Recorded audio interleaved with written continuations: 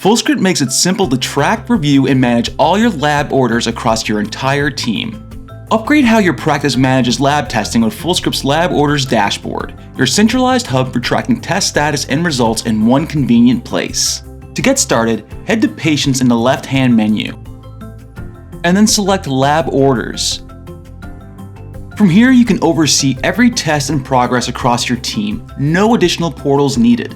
You can also see key details at a glance, including the patient's current test status, last update, test type, and ordering provider. If you need to find a specific order, use the search bar to quickly look up orders by patient name or email. Status updates on Fullscript help you track every step of the testing process, including when a test is purchased, when the sample arrives at the lab, and when partial or final results are available. To see a complete list of status updates, open the status menu and choose a filter for your orders. If you need a broader view to manage testing across your team, filter by practitioner to focus on one provider's orders, or select all to see every order in your practice. Use the quick filters at the top of your dashboard to find what you need fast.